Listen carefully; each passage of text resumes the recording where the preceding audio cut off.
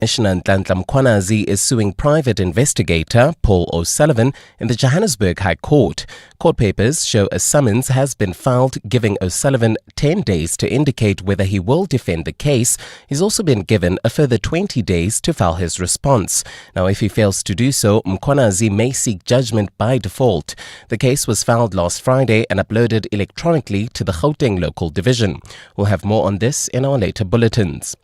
The Gauteng Health Department has defended its multi-million rand spend on security at the defunct Kempton Park Hospital on the East Rand of Johannesburg. The hospital shut its doors almost 3 decades ago. But earlier this year, Gauteng Health MEC Nomantunko Moralehoko revealed that security to guard the non-functional building costs an estimated 5.3 million rands annually. Provincial Health spokesperson Motalatale Modiba says the province's Infrastructure Finance Agency is actively exploring options that will have a bearing on the future of the disused Kempton Park Hospital. Already there has been an expression of interest which was advertised to test the market. This will inform the decision on whether to refurbish the existing facility or to demolish and build a new facility. Both options will have huge financial implications, hence the need to explore public-private partnerships. While the spend is necessary, Modiba says the department plans to review the current security arrangements to minimize the cost while ensuring that the empty facility remains secured. We do understand the concerns raised and we acknowledge the need to expand access to healthcare to meet the growing demand across the province. A decision will be made in due course. Communities on the Wild Coast in the Eastern Cape say their cultural rights have been ignored and dismissed by oil giant Shell, which is looking to do more mining activities in the area. Today, the Constitutional Court heard arguments for leave to appeal a judgment by the Supreme Court in favor of Shell. In its ruling, the court allowed the oil and gas giant to bring an application for exploration in the Wild Coast. The surveying includes blasting near the seabed, which environmental groups are opposed to. Khomotso has more. One of the issues flagged by community members on the Wild Coast in the Eastern Cape is cultural rights. They believe the blasting and mining on the seabed will compromise their beliefs. Spokesperson for the Amadiba Crisis Committee, Nondle Mbutuma, says in their beliefs they connect with their ancestors through the sea. When we want to connect, we go to the ocean, and ocean is medicinal for us, to cleanse our body, to connect with our ancestors. Now, when the ocean is dirty, it means that there will be no ancestors. That connection between us and ancestors will be cut off. Meanwhile, inside the courtroom, proceedings will continue tomorrow with parties including Shell and the Mineral Resources Minister expected to make more arguments. Khomotso, Eyewitness News at the Constitutional Court. In the Western Cape, the Education Department says its Safe School program staff have become part of a community-based strategy to curb violence at schools in Mitchell's Plain. A joint subcommittee consisting of departmental officials and the SAPS will brief the Western Cape Standing Committee on Education today about its programs to curb violence at schools in the province. Now, the briefing follows a spate of violence at schools, with the most recent incident involving an 18-year-old learner who was arrested for stabbing 4 of his classmates at high school. Carlo Peterson has more. Western Cape Education Department Deputy Director General Alan Meyer says he will meet with various community organizations in Mitchell's Plain tonight to discuss violence at schools in the area. Meyer says the Mitchell's Plain Community Policing Forum and Neighbourhood Watchers have come together to develop a strategy following ongoing shootings and crime in the area. Our district office, for example, their staff, their Safe School staff are part of the program. So we have all our principals there to ensure that, if shooting happens, that learners are safe within the school property premises. Meyer has urged parents not to fetch their children from school when shootings or gang violence happen, saying learners are safer at school. Carlo Peterson, Eyewitness News. And Ford has cut nearly 1,000 jobs at its Cologne plant in Germany. The company has already cut 2,900 jobs in the country as part of a program to reduce costs across Europe. The expanded job reduction plan comes as the automaker continues to adjust its operations in response to slower than expected electric vehicle sales in the European market. The plant will only work 1 shift a day from January 2026, meaning positions will be subject to voluntary redundance.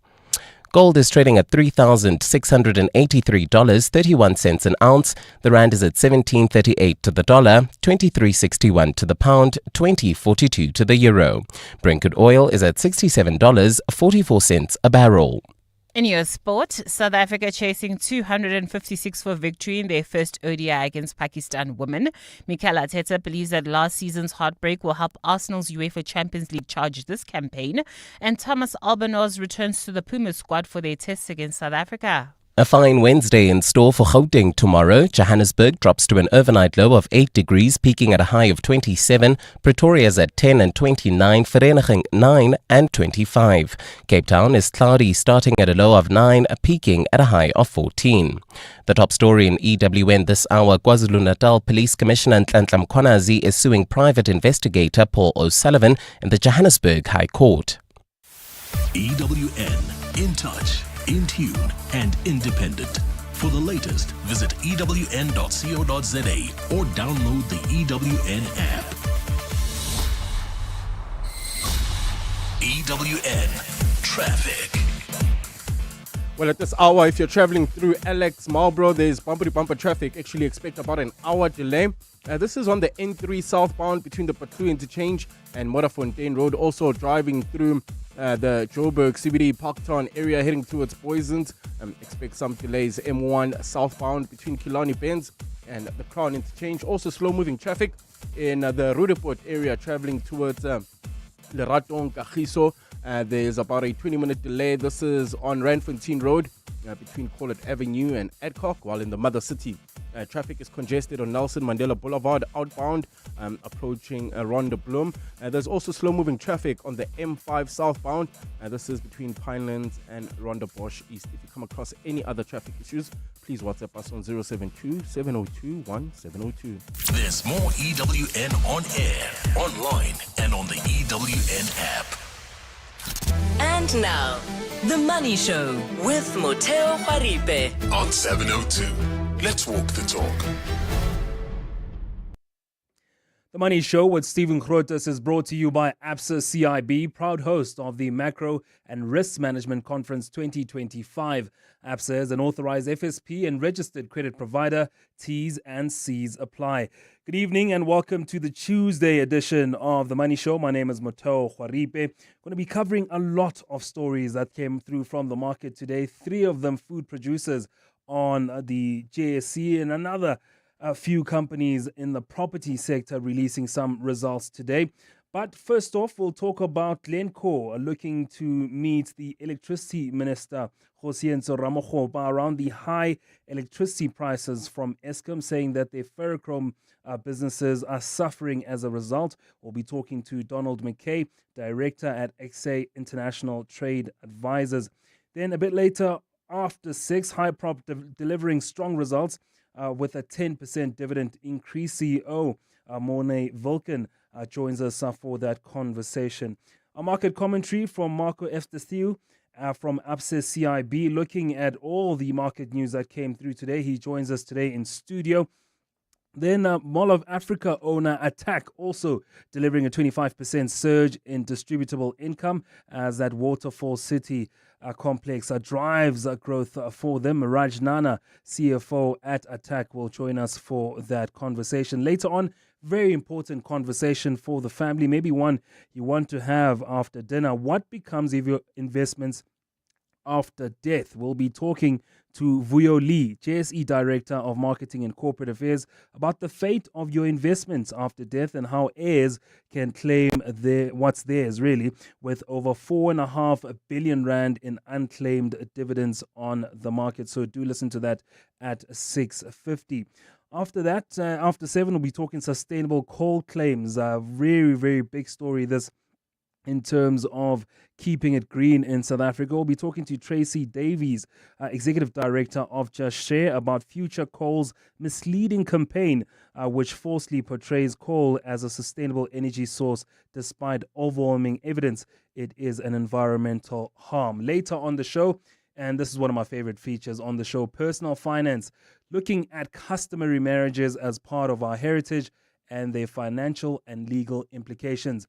John Manyike, Head of Financial Education at Old Mutual, joins us for that. But for now, Let's talk money. The Money Show with Moteo Juaripe on 702. Let's walk the talk. Glencore, one of the major miners on the market, are saying the input costs of keeping up with the electricity prices in the country is quite high. They're set to meet the electricity minister, Josienzo Ramokgopa, on Friday to discuss how they could find solutions before they have to shut down their businesses. Donald McKay, director at XA International Trade Advisors, joins us here on The Money Show. Donald, good evening. Just looking at the mining industry and just how much power they need, how important is this conversation? Yeah, it's extremely important. And I think Glencore is just at the sharp end of what is a much bigger problem. And that is that all of our energy-intensive sectors in manufacturing are at risk because of the situation with Eskom. So I think this conversation is very important indeed. Is there any solution you see that could come from the electricity minister? Because as residents ourselves, we deal with NERSA and the high electricity prices that come out each year. We find a way in our own budgets to try and pay for power, whether it's there or not through load shedding and other things. But is there a solution here for a big player like Glencore, or this is not? This is a futile exercise? Well, I wouldn't say it's futile, and I think we certainly do need to explore every opportunity, but it's a hard problem to solve, and perhaps a solution does exist for Glencore, but then what about everyone else? That Glencore is perhaps the first in line, but there's a long list of companies in a similar position. On top of this, if government wants to execute on the strategy of beneficiation, this is a problem that has to be solved. And the problem can't be solved by, for example, saying we're just going to impose export duties or export restrictions on the mined product. We've got to fix the problem at source, and much of that lies with Eskom. Not exclusively, but a significant portion of it.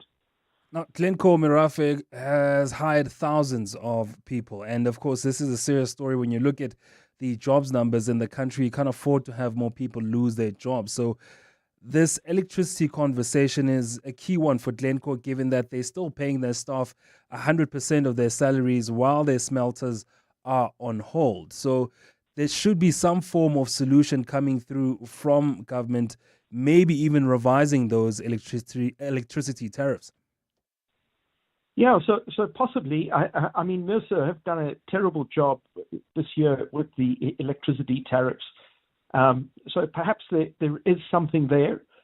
Perhaps there are other opportunities. I'm not sure what that would be that government could explore, but they have to be sustainable. It doesn't help that we replicate the situation that just occurred with ArcelorMittal, where the companies effectively paid a huge amount of money to keep the lights on for an extra 6 months. So the solutions have to be sustainable into the long term and affordable, of course. We also can't be in a position where everyone else has to pay a significant premium on their energy so that a small number of companies can benefit. So the solutions have to exist beyond the immediate political pressure that these problems are creating. Do you think government has the capacity to perhaps help some of these mining companies build their own energy power stations that could sustain some of these smelters, because they do really hit the grid? Yeah. So, I think that would certainly be an option, and I could see no legal reason. It's not my area of expertise, but I can't logically think of a reason why that would be problematic. We have the independent power producers all over the country now, since the president lifted the generating cap a couple of years ago. So I can't think of any reason why we should have a restriction here where we don't have it in other areas with solar farms and wind farms, etc. So yeah, I would think that is an option. But of course, this has also been a problem that's been coming for a very long time and has largely been ignored by government. So, we're now in a crisis, whereas this really is a problem that didn't materialize in the last 6 months. It's been coming for a long time, and it's largely been ignored, it would appear. Donald McKay, director at XA International Trade Advisors, talking about that meeting that's upcoming on Friday. Glencore CEO Yapi Fullard will meet the South African Electricity Minister Kgosientsho Ramokgopa. The meeting aiming to find solutions possibly involving new electricity tariffs and controls on chrome ore exports in the country. Glencore's argument basically saying electricity is too high, makes them uncompetitive when you place them against the likes of China, where there is cheaper electricity to produce some of this steel. 702 and Cape Talk. Moteo is on X. At Moteo_Juaripe. We have a list of results that came through today on the JSE. One of them, Hyprop, the company saying the retail property-focused company reporting strong annual results for the year ended in June. Company increasing its dividend by 10% to 307 cents per share. Back home, the average monthly foot count across Hyprop's 9 shopping centers in South Africa was maintained at 7.2 million for the year, with its tenants' turnover increasing by 5.5%. We're now joined by Hyprop CEO Morne Vulcan, joining us for those results. Morne, welcome to the Money Show. Thank you, Mateo. How are you? I'm good, and it seems you even better when we look at those results. South African households have been stretched for quite a while, but it seems a lot of them still going out to the malls to spend some money, and that's good news for you. No, definitely. I think we've got a good portfolio of properties and they attract shoppers, so we're very happy about the performance for this last financial year. We don't keep a keen eye on the Eastern European business much. Can you tell us about how the reporting period was there and some of the good things that came out of it? No, they have had very good numbers. Their trading densities was quite up, as well as their tenant turnover. In terms of distributable income coming from Eastern Europe, that has increased by 24% in euros. So we had very good performance from those 4 assets in Eastern Europe. In terms of the consumers coming through to the malls, of course, the large amount of your portfolios is around the malls in South Africa. Some of them Rosebank Mall, Hyde Park Corner, Clearwater, Canal Walk. Are you looking at a sweeter number in terms of that 7.2 million people, foot traffic in the malls? Are you looking for a higher number, maybe closer to 10 million? We're always pursuing to get our foot count up, but I think what has happened since COVID is your footfall has reduced, but the spend per head has increased. As you would see in our numbers, our spend per head has increased quite substantially in South Africa, and that's quite a positive thing, but we're always trying to attract more people into our shops. So that's a key thing for us. But I'm not concerned where the numbers are at the moment. Are you then concerned, though, about those retailers and anchor tenants that are not seeing some good business? One of them, Pick n Pay, the other, Edgar's. They have been resizing over this past period and obviously changing the numbers in terms of vacancies for you. No, I think what Edgar's has done is very positive, actually. They've reduced their trading space, and they're trading from a smaller footprint, and they're actually making better the same turnover from a much smaller footprint, and thereby improving their trade density. Pick n Pay, similarly than them, is actually revisiting some of their store sizes, and they will improve their efficiencies if they reduce their stores. And we've seen it at Woodlands, where they have reduced their Pick n Pay store. So it's not a negative. For us, it's also a positive. Actually, by right-sizing Edgar's and Pick n Pay, it creates an opportunity for us to bring in other tenants, and we're quite positive about that. Have you seen any change in the business in terms of a lot of consumers now buying their groceries online, getting them delivered to their door? Is that a big concern for you in terms of brick and mortar stores like we see in malls? I think it is definitely a risk for us, but I think always you must rather embrace these type of things and see how you can complement online. I mean, a lot of our retailers are doing online from our stores, so we are getting some of the benefit from that. But you must also focus on things that differentiate yourself. I think we focus a lot on entertainment and those things you can't get always online, and that actually brings the shopper back into the shopping center. And in terms of the South African economy, your view of it, looking into the rest of the year and maybe earlier into next year? I'm concerned about the SA economy. I mean, the GDP growth is very low, and I think the consumers are under pressure. Hopefully interest rates will come down a little bit and then there will be some relief for them. But consumers under pressure, let's face that. All right, then High Prop Investment delivering strong results with a 9.9% dividend increase there. Morne Vulcan, the CEO of High Prop Investments, talking to us about results. Attack also releasing results. We'll talk to them later on. Of course, Morne Vulcan, once the CEO of Attack around 2017, if I'm still correct. They had positive numbers saying there's still a lot of foot traffic in the malls. The Money Show. The markets. Now, when you look at your ShareNet and your SENS and all the news that come out from the markets today, I'm sure we've had quite a day, Marco, after CU and I, in terms of looking at some of the companies that release trading updates. Most of them are food producers in the country and also those property companies that own the mall. He joins us now from Absa CIB. Marco, looking just at the markets today, it's a good day for the JSE all round, but so there were some key trading updates from the food producers in the country. I don't know where you want to start. Maybe Livstar, because a lot of news came out from them. Yeah, look, I mean, thanks, Mateo. Livstar was a great outperform on the day today, up over 13%. That's as they released a cautionary announcement telling us that there's a non-binding indicative expression of interest to buy all of their shares in issue. So the market's really liking that one. I guess outside of that cautionary announcement, the results showed positive impetus from their strategic initiatives. If we look at that possibility, I mean, these are the producers of Lancewood Dairy, Denny Mushrooms, a company that's done well. Looking at the numbers of how they've performed even today, is it something that would fetch a price on a possible acquisition? Yes, Mateo, I think definitely. If we look 1 year ago, I mean, they were looking at their business. They made some big strategic initiatives to try and sharpen margins to get some of the revenue up, and we've definitely seen that come through. They're still holding sort of their mushroom business in a care and maintenance type role until they decide what to do with that.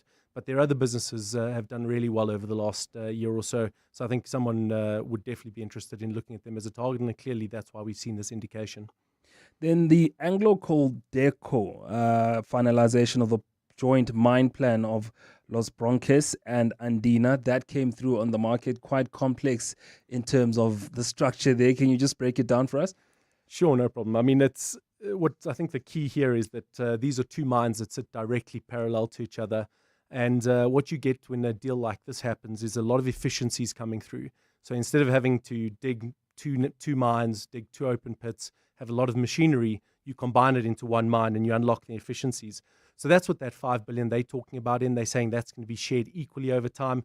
But what it comes from is ultimately it unlocks 2.7 million tons of additional coal over a 21-year period. So that's about 120,000 tons per year. And if this is the case, if they get these efficiencies through, that will make this the 5th largest copper mine in the world. So we're talking huge economies of scale here. And it does mean that ultimately you get about a 15% lower cost per unit relative to the standalone operations. And was it a good day for Premier Foods and RFG? Yeah, look, I mean, RFG, I think, did really well. They came out with an 11-month update. It seemed a little mixed at first, but I think the market really liked that you saw the international division seem to be bottoming. And we've seen volumes in the regional business move quite significantly positive as well. And they flag quite tough trading conditions, as we've just heard as well. But management remains committed to an operating profit target of 10%. So I think the market taking that quite positively. From Premier's side, the 6-month statement was fairly in line with their guidance. It feels like it was dragged higher by the other producers, but I think the other thing to note is generally they tend to have a stronger second half than first half, and this first half delivering analyst expectations sort of 50% of their full year numbers. So that's telling you there's the potential to beat in the full year. If you have shares like this in your portfolio at this particular time where they're very customer facing and they're dealing with consumers at a time where the cost of living crisis is quite high, are you quite nervous and looking at the numbers closely because, the economy is what it is right now? Yeah, we always look at those numbers closely, but I think what's interesting about businesses like this is, they provide foodstuffs. People need to eat. So often you'll forego some discretionary spend to buy staples. I think we're also going into a period of slight food inflation towards the year end. We're forecasting overall inflation to go to about 4%, and that is driven by food.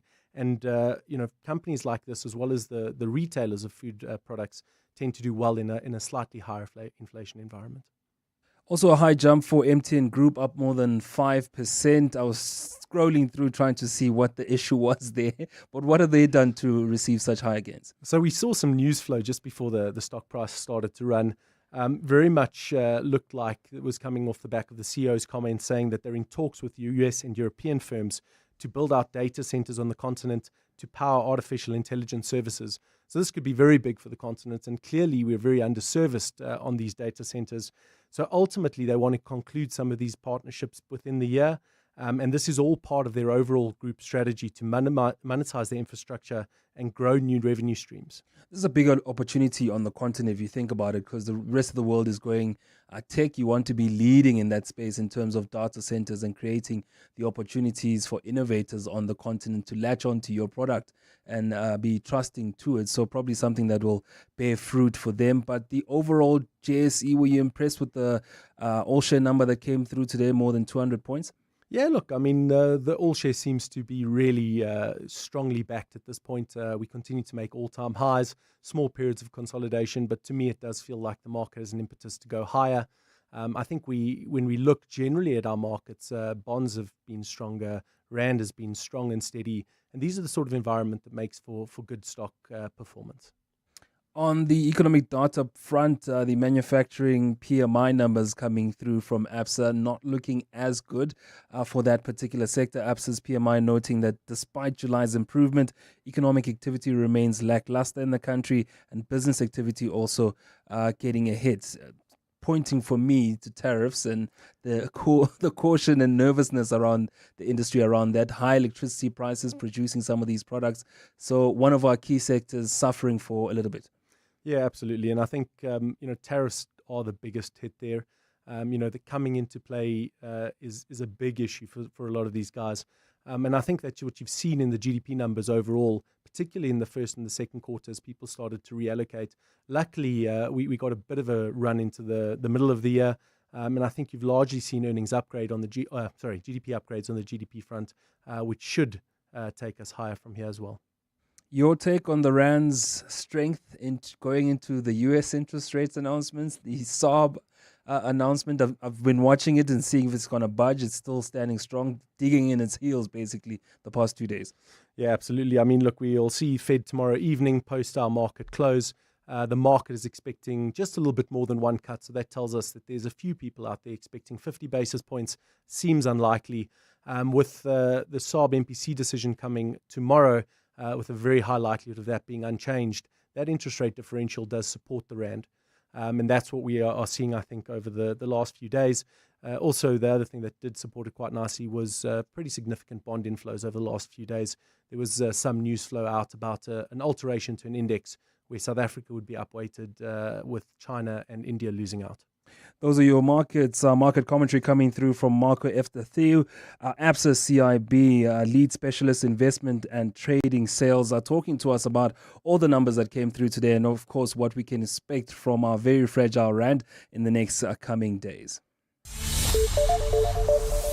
Time now is 6:30. Mongezi Koko with your news. That's right, Motao. Good evening.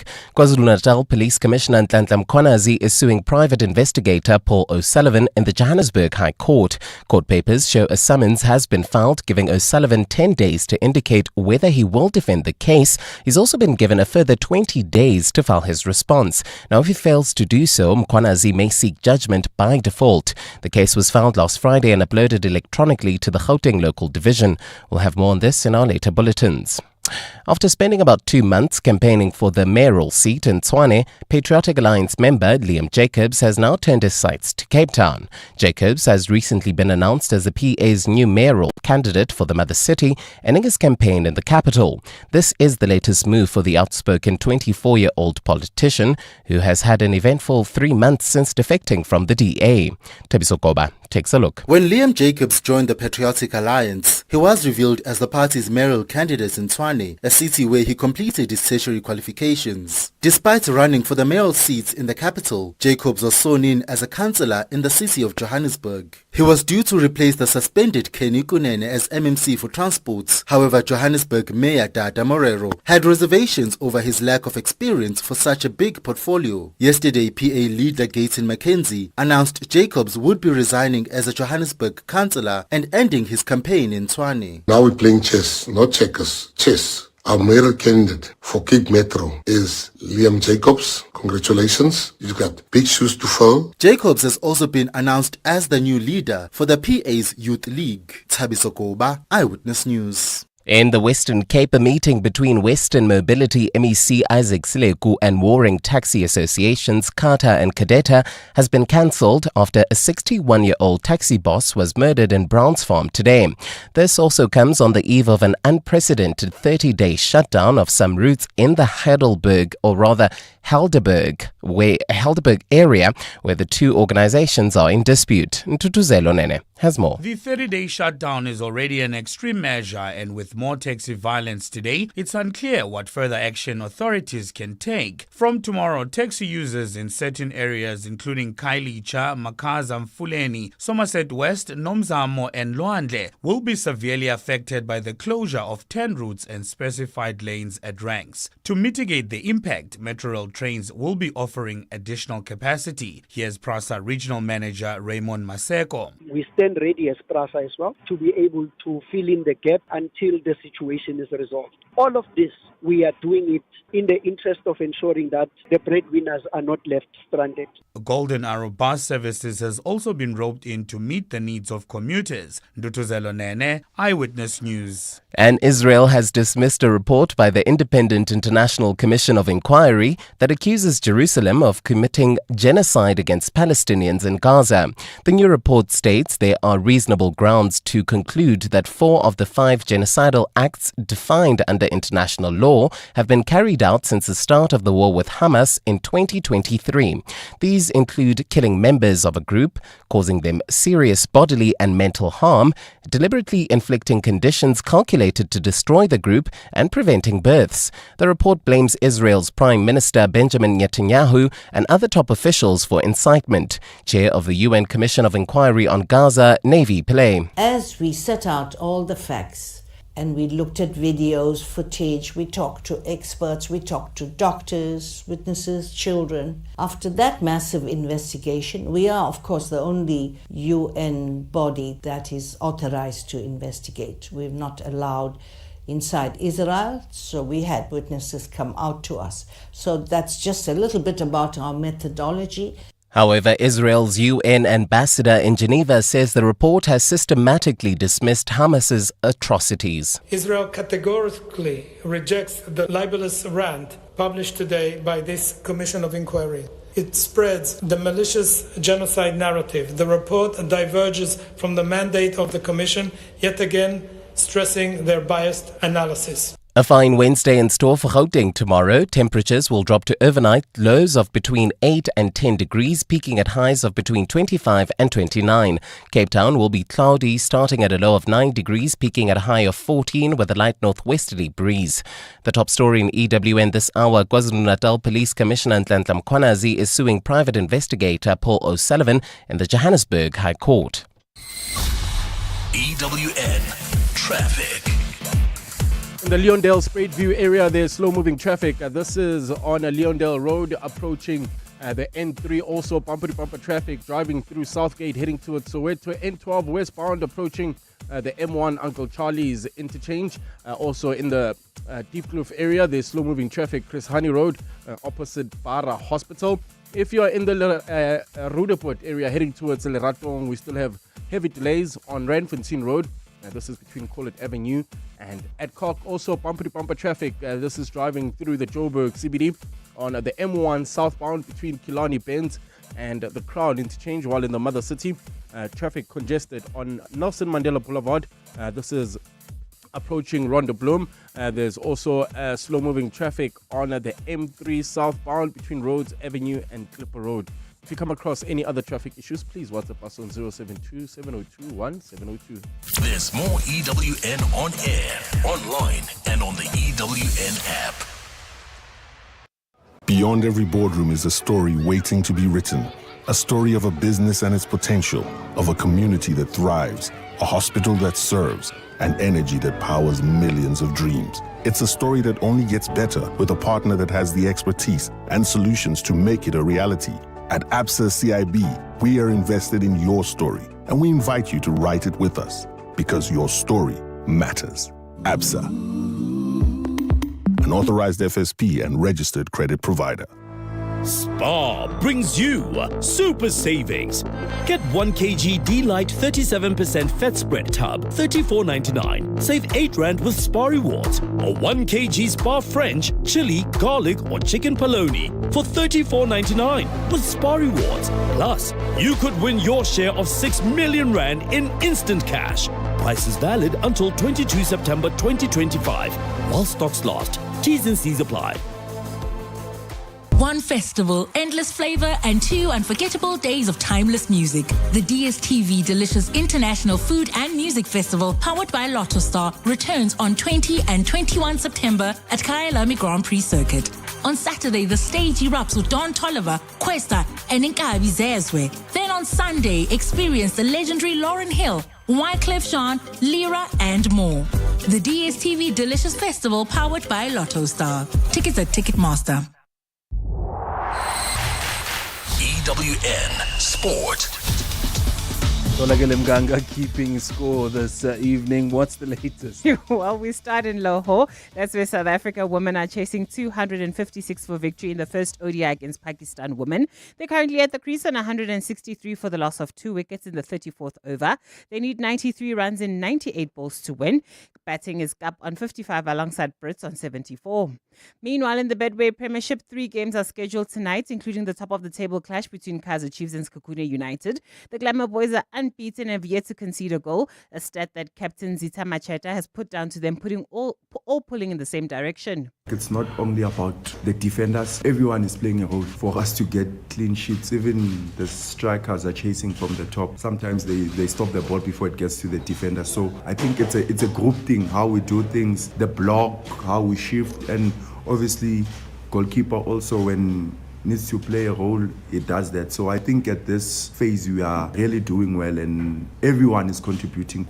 In the UEFA Champions League, selected games will see Arsenal away to Athletic Club, Real Madrid host Marseille, while Juventus clash with Borussia Dortmund. The Gunners stumbled at the semi-final stage last season, and Mikel Arteta is hoping that heartbreak can fool this campaign. Well, that tells you with our long history how difficult it is, because we haven't won it yet. And that's the opportunity. That's how I see it. The pressure is the opportunity that thrives. That energy, that willingness to be better every single day, to make decisions that are in that direction. And every decision, then if we win not that much, every decision has to be with that standards and with those expectations, and let's give our best chance to try to do it. The Springbok women are back in the country following a historic Rugby World Cup campaign that saw them reach the quarterfinals for the first time. EWN Sport reporter Kieran Thompson has more. They may not have brought home the coveted silverware, but the Springbok women enjoyed a successful run to the quarterfinals. The Bok women produced their most successful campaign, scoring a total of 19 tries and progressing to the knockout stage for the very first time. Coach Swys de Bruin and his players have laid new foundations and set a new standard. It's now for onwards and upwards, I would say. That's the key. But there's definite structures in place, which excites me a lot. I'm very excited to how we're going to grow women's rugby. Something big is happening here, something massive. It's hard to disagree with de Bruin, as it appears to be an exciting time for women's rugby in South Africa. Kieran Thompson, Eyewitness News Sport, Cape Town International Airport. And at the World Championships, Zaki Tinene won his men's 400-meter semi-final in a time of 44.20 seconds, while Faith Kipkegon won her fourth 1,500-meter world title, having run a time of 3 minutes 52 and 15 seconds. She's just the second athlete in history to amass 4 1,500-meter titles at the championships. Tolagele Mganga, Eyewitness News Sport. Think about 6 years ago, when Amapiano was just a musical instrument, when streaming meant watching water flow, not videos online, and remote work was only said when your remote batteries died. So it makes you wonder, what will the next 6 years bring? Who All Hino trucks now come standard with a 6-year drivetrain warranty, covering everything from pistons to gears. So although a lot can change in 6 years, our warranty promise won't. T's and C's apply. Hino, all the way. Collections. Streamlined, secure, and optimized for performance. Ready, set, cash flow. Corporate banking from RMB. RMB, a division of First Rand Bank Limited, an authorized FSP and credit provider. One degree defines you as a master of business, the MBA. The life-changing Gibbs MBA empowers you to lead an organization or start your own business within the dynamic African context. Choose from 90 electives and 8 focus areas: general management, entrepreneurship, consulting, manufacturing, digital, humane leadership, healthcare, and climate leadership. For our next information session, go to gibbs.co.za/MBA. Gibbs is a Triple Crown internationally accredited business school in Ilovo, Sandton. 702 and Cape Talk. Moteo is on The Money Show. On the next Money Show, Aubrey Tau, the businessman behind Tau Foods and the force behind Mojalav, joins us this week as the shapeshifter.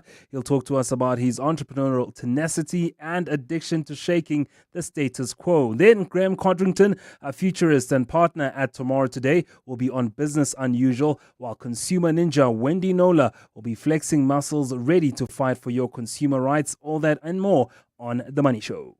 The Money Show on 702. Monday to Friday, 6 to 8 p.m. I did say we had a bag of results today that came through on the market. The Mall of Africa owner Attack delivering a 25% surge in distributable income as that Waterfall City complex drives growth for them. It was a good reporting period. Net operating income growing 14%, while occupancy and collections remained robust at 91.6%. Joined now by the Chief Financial Officer, Raj Nana, to talk to us about this particular reporting period. What was the strategy for the year, Raj, as we welcome you here on The Money Show? Yeah, thanks for having me. I think the strategy has been playing out for a couple of years now. We've exited our rest of Africa investments. We've exited our Eastern European investments, and we've really focused on South Africa. Our rest of South Africa portfolio largely made up of precincts, as well as dominant retail centers. And then obviously we've got Waterfall City in Gauteng, which has been something that we've been busy with for over 10 years now, and a mixed-use precinct, smart, safe, sustainable, anchored by Mall of Africa, surrounded by what we refer to as collaboration hubs, hotels, schools, hospitals, etc. And more recently, we've completed a big residential development.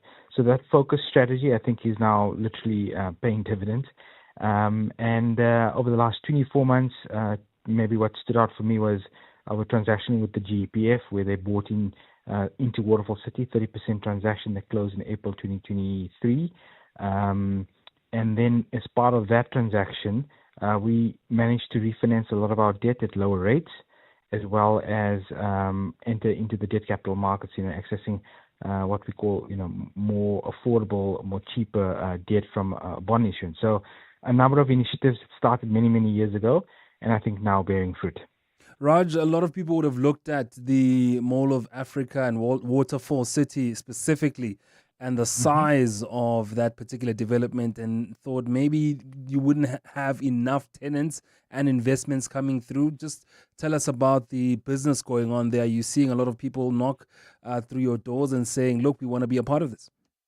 Yeah, so, I mean, the interest has been on multiple levels. Mall of Africa is actually turning 10 next year, April. It's difficult to believe that new mall, a new kid on the block is already 10 years. And that was the anchor of the Waterfall City development. But it's now home to a number of large local businesses as well as multinationals.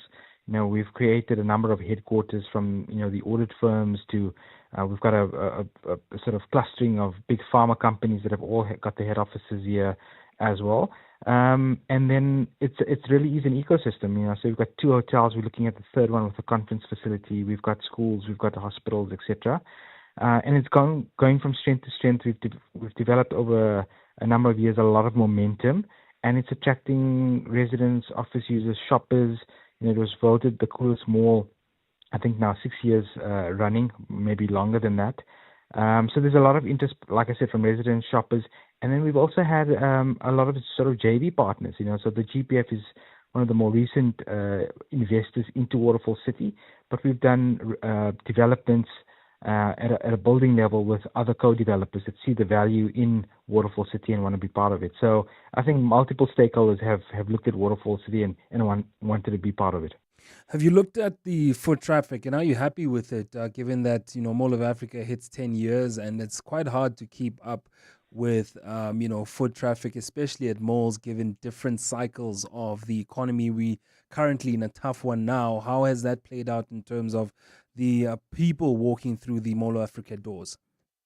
Yeah, so the foot traffic is something that is one of the sort of metrics that we follow. The other ones are rent to turnover ratios and trading density. So specifically, foot traffic has been relatively flat year on year for Mall of Africa, but our trading density has grown almost 5% for the same period. And I think that's a function of a few things. But what we've seen, we've got a vacancy factor of just over 1%. So there's substantial demand from a tenant perspective. And I think the beauty of Mall of Africa is that we try to keep it fresh. We've got the souk concept that we introduced a number of years ago. It's effectively a type of pop-up type store that's perpetual. We attract a number of online retailers that want to sort of dabble in bricks and mortar, and that kind of keeps it fresh and sort of surprise and delight that factor. We had Tyler join us about a year ago when she won the Grammy, and she came through to with a record label to sign some autographs. So we really try to keep it fresh and sort of unique. Yeah. And so we've seen a great increase in turnovers, notwithstanding the fact that sort of foot counts have been relatively flat. Raj, whenever, there's a big development, whether it's a mall or a complex, I always ask myself about the water and electricity of supply for that particular complex. Looking at the buildings that you have, the investments there, do you have your own backup systems? How is it working out with the local municipality there? Yeah, absolutely. I think it's a concern for all of us, especially in Gauteng, when it comes to local municipalities. And I think that's the beauty of Waterfall City and how it's attracted the number of sort of stakeholders that we just chatted about. All of our assets, not just the Waterfall assets, have got full generator backups that allow us to operate if there is load shedding. Unfortunately, this year we've had very few incidents of load shedding. But I think the bigger sort of concern and crisis that we're facing as a country and more specifically around Gauteng is the water crisis, and there we have made a strategic decision about a year ago to increase our water backup from 3 days to 5 days as a minimum. And it's quite a substantial project that we're busy rolling out, and we're expecting this next financial year to have all of that completed. But we're also working with, local municipality around Waterfall City to see how we can, find solutions to the challenges that they have. And we're currently chatting about, constructing potentially 2 reservoirs in the area that'll provide some relief from a water perspective. 655 kilowatt water backup system. Just how much of a hole does that burn, in your war chest, maybe, or even your bottom line? Yeah, so this year we spent, this last financial year, we spent roughly 65 million rands in strategic sustainability projects, including PV as well as water. But to be honest, as much as it sort of burns a hole in the war chest, these are defensive projects, and we absolutely won't skimp on that. That is part of our unique value proposition, is that if you walk into an attack asset, the lights are on, the water's going to be running, the doors are not going to be shuttered because none of those things are working. And that's kind of sort of the benchmark that we set with all of our assets. And so we don't see it as a sort of grudge purchase. We see it as just sort of business as usual. It's become a very, very big necessity. Any exciting brands that you can speak of that you've penned a deal with to join you around that Waterfall City? We've signed a number of call it collaboration hubs or office tenants more recently. We've got Tiger Brands that have moved their corporate office to Waterfall City. We've got the architectural firm Bukitman and Partners, and a couple of other big businesses like Sinotel and Siemens Energy.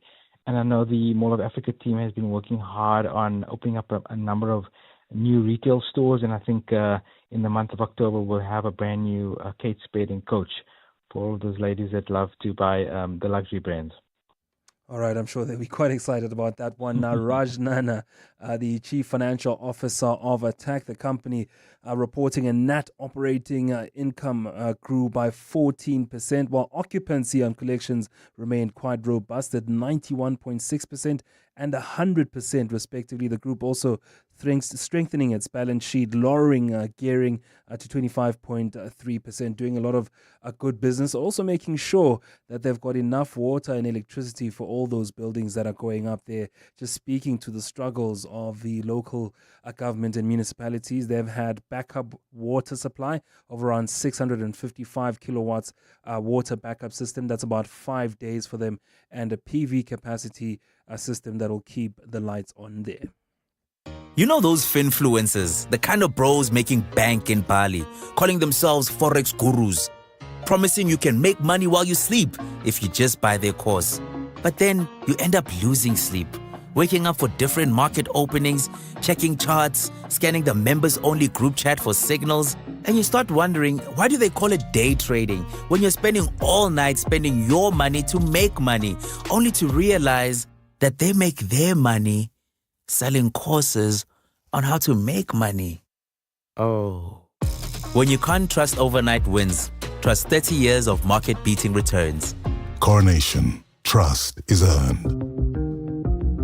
Coronation is an authorized FSP. Beyond the roads they built, beyond the maps they drew, lies a place only the bold will know, where mountains rise like giants and rivers test your will. With a 2.4-liter turbo diesel and off-road capability, the GWM tank was born for this. Venture further in the Tank 300 from only $7,999 per month. Visit gwm.co.za for T's and C's and to book a test drive.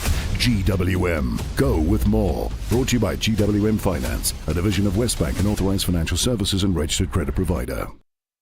The Money Show with Stephen Grootes is brought to you by ABSA CIB, proud host of the Macro and Risk Management Conference 2025. ABSA is an authorized FSP and registered credit provider. T's and C's apply. You're with Moteo Khwaribe on 702 and Cape Talk. Then one very important story here on The Money Show as we go towards 7. What becomes of your investments after death? Do you know what your parents have as investments? Do you know whether you signed up as a next of kin or somebody who's set to claim on some of these dividends that we have on the JSE? We're now going to go into a conversation with Vuyo Lee, the JSE Director of Marketing and Corporate Affairs there at the local boss, about the fate of investments after death and how heirs can claim what's theirs. Why are we talking about this? Because 4.5 billion rand is unclaimed in terms of dividends, and we'll be taking a few questions to Vuyo Lee, the Director of Marketing and Corporate Affairs at the JSE about this. You can WhatsApp us on 072 702 1702. Welcome, Vuyo, for this very important conversation. South Africa is still battling with unclaimed dividends, this time around 4.5 billion rand on them on the JSE. Why are these dividends unclaimed? Good evening, Muteo and Money Show listeners. Muteo, there are 4 reasons why the dividends remain unclaimed. The first one is where people change their banking details, which they had originally given the listed company. And when the dividends get paid, the details bounce. Then the second reason is now the details have bounced. You're trying to look for the person. They've changed their address, whether it's their work address or their home address, without notifying the company. So you're not able to find them. The third reason, which is quite interesting, is a lot of people don't know how dividends work. So they purchase shares and then they don't realize that those shares do pay dividends and they don't claim them. And then the last one, which really is relevant to this week, is the deceased estates, where you find that a lot of investors have shares, have got investments, but the investments remain unclaimed when the person passes away. Now, the Claim It campaign aims to address some of these challenges by inviting members of the public to come forward and check on our portal, which is on our website, whether they've got unclaimed dividends. And if you look at the size of the pie here, particularly for deceased estates, out of the 600,000 shareholders who we are managing on this campaign, about 52,000 of them are for deceased estates. So it is quite a significant amount and something that it's important for the public to be aware of. Let's then define dividends. Every reporting period, you'll hear every company saying our shareholders are going to get 316 cents in terms of dividends per share. What is that, and where does it accumulate? Is it an account? Where does it go through in terms of accounts, and where can it be claimed? So I'll make it simple and talk more about the cash dividend. So because that's the most popular type of dividend. So every year, a listed company announces its results. It will also talk about a dividend. Now, a dividend is a portion of the company's shares that is giving back, company's profits that it is giving back to its shareholders. So let's say, for example, you've got 100 shares and the company says, well, we are going to give you 10 Rand dividend for each share that you hold. The person will then be entitled to 1,000 Rand in dividends. Now, we also have dividend withholding tax in South Africa, where 20% of your dividend is paid back to SARS. So let's say you had that 1,000, you will have 800 Rand that is paid directly to you. So already when you receive your dividend, the tax has been settled. You don't have to do anything further from a tax perspective. Now, when it comes to dividends, they can be paid. A company can declare a dividend quarterly. They can declare a dividend biannually, so twice a year. They could also declare a dividend annually. Now, why it's important for shareholders to have the information updated, including the bank details, is so that those dividends can be automatically paid into your bank account. Otherwise, they then become unclaimed dividends, which is why we are sitting with a national challenge of 4.5 billion Rand in unclaimed dividends. Vuyo, on our WhatsApp line, Dimitri Martini is saying, I've submitted all documents that are needed. I still haven't received the dividends. How do people find help in terms maybe of a line at JSE? Where can they go to make sure that their documents are firstly in line with what is wanted by the Claim It campaign? And how does it work if you are an heir or somebody who should be getting because of a deceased estate? Thank you for the comment, Dimitri. What is important is the completeness of those documents. What we've actually found in our claiming process is that even though we've matched nearly 10,000 shareholders so far, about 5,000 of them have either not submitted the documents or not submitted completed documents. So my recommendation is you contact the Claim It call center. The number is 0861 401 104. I'll repeat, 0861 401 105. What we find from the claimants that we've already paid, about 4,500 of them, is once the documents have been submitted and verified, we pay between 5 and 7 working days. So I would recommend that you check in with the call center to see what could be the possible delay in filing your claim. Because what we wanted, Motewa, is to make sure that, one of the reasons why people don't claim dividends is because they say the process is onerous generally. You have so many documents. You have to prove who you are, where and you have to. Yes, we've kept it very simple. All we need is a copy of your South African ID. We need a proof of address, and we need a proof of banking details. And that's what we will need to verify, and then come back to you to say, are you what is the amount that you qualify for, and then it's paid into your account. And I mean, I can testify to that, as I also was one of the people who had unclaimed dividends, and the process was seamless.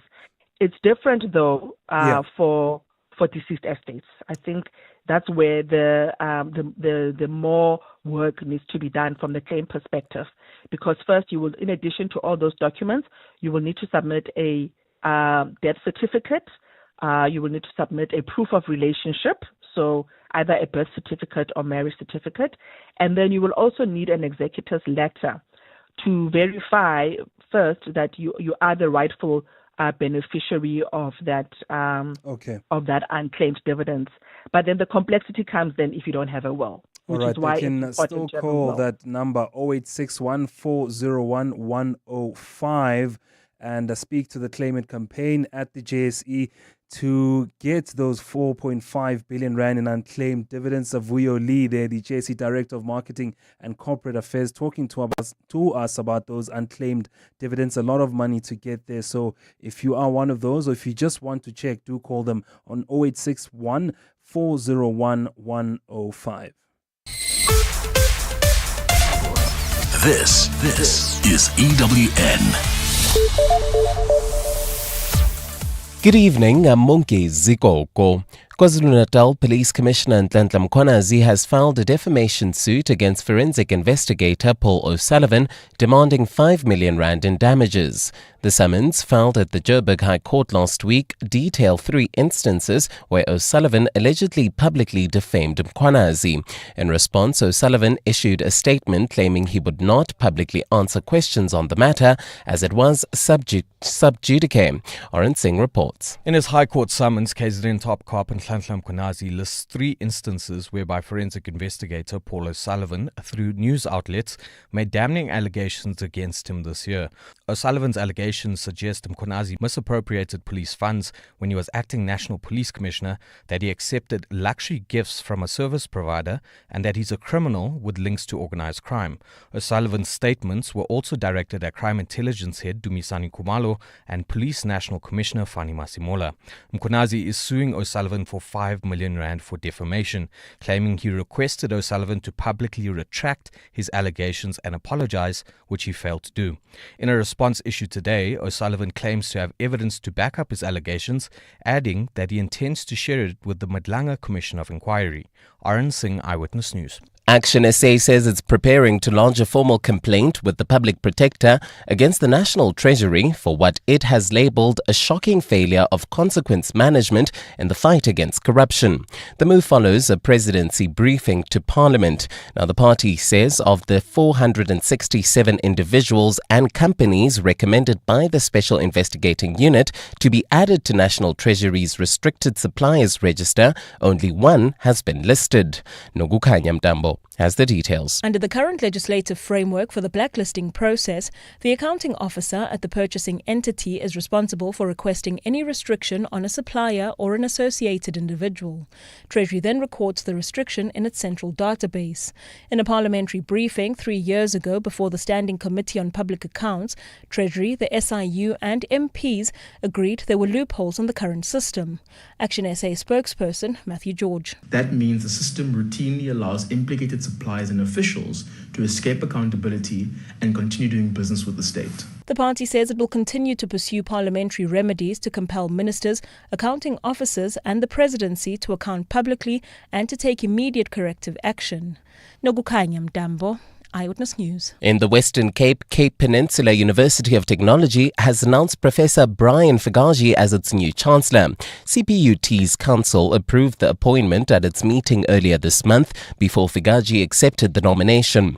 The appointment has been effective since Sunday and will run for a period of 4 years. Carlo Peterson has more. New CPUT Chancellor Professor Brian Figaji is no stranger to the institution. He served as rector of Peninsula Technikon, one of the institutions which merged with Cape Technikon to form CPUT 2 decades ago. CPUT spokesperson Lauren Kansley says the University of Technology is privileged Figaji accepted the nomination. CPUT is 20 years old this year, and 2 decades ago it was Professor Figaji himself who navigated the merger of the then Peninsula Technikon and the Cape Technikon. It was a challenging process but laid the foundations for one of the country's most successful universities of technology. Figaji takes over from Thandi Modise, the former chairperson of the National Council of Provinces who was appointed in 2017. Carlo Peterson, Eyewitness News. And in the US, President Donald Trump is suing the New York Times, accusing it of being biased towards Democrats and being hostile towards the MAGA movement. Taking to his Truth Social platform, Trump says the publication has been allowed to freely smear, lie, and defame him for far too long. This move comes just days after he threatened to sue the newspaper after it published articles about alleged notes he had sent to convicted sex offender Jeffrey Epstein. He filed the suit in Florida, and no further details have been shared. Gold is trading at $3,683.31 an ounce. The rand is at 17.38 to the dollar, 23.61 to the pound, 20.42 to the euro. Brent oil is at $67.44 a barrel. In Alex, traveling heading towards Germiston, we still have about a 30-minute delay. This is on the N3 southbound between Marlborough Drive and Modderfontein Road due to a stationary truck while in the mother city. Traffic is congested on Nelson Mandela Boulevard. This is approaching Rondebloem. There's also slow-moving traffic on the N1 outbound between Foreshore and Belleville. A fine Wednesday in store for Gauteng tomorrow. Johannesburg drops to overnight lows of 8 degrees, peaking at highs of 27. Pretoria 10 and 29. Vereniging 9 and 25. Cape Town is cloudy at a high of 14 and a low of 9 degrees. The top story in EWN this hour, KwaZulu-Natal Police Commissioner Nhlanhla Mkhwanazi has filed a defamation suit against forensic investigator Paul O'Sullivan, demanding 5 million rand in damages. EWN, in touch, in tune, and independent. For the latest, visit ewn.co.za or download the EWN app. And now, The Money Show with Motheo Paripe. On 702. Let's walk the talk. The Money Show with Stephen Grootes is brought to you by ABSA CIB, proud host of the Macro and Risk Management Conference 2025. ABSA is an authorized FSP and registered credit provider. T's and C's apply. We've had a bumper show this evening talking about all the results that came out on the market. Food producers, RFG and Libstar also saying there could be a big offer to take them over. Then later on the show, we'll also be looking at some of the great features that we usually have on a Tuesday here on The Money Show. The Africa Business Focus covered by Dr. Rutendo Hidwingwi, the founding director at Tribe Africa Advisory and author of Rumble in the Jungle, just covering the best stories that came out from the continent in terms of business. Later on the show after 7:30, we'll cover personal finance, a very interesting topic today. Customary marriages as part of our heritage and the financial and legal implications. We'll tell you all about that and how they play out in terms of a union. That's all and more later on The Money Show. The Money Show on 702. Monday to Friday, 6 to 8 p.m. If you missed our conversation just before the news, we spoke about the JSE. We spoke to the JSE about 4.5 billion rand of unclaimed dividends on the market, and they've sent their website to us, jse.co.za/claim it. That's where you can go and see if you're one of the beneficiaries that need to claim those dividends that go unclaimed, 4.5 billion rand worth of them. So just go to their website, have a little click, browse through and see if you're one of those beneficiaries, jse.co.za/claim it. 702 and Cape Talk. Motheo is on The Money Show.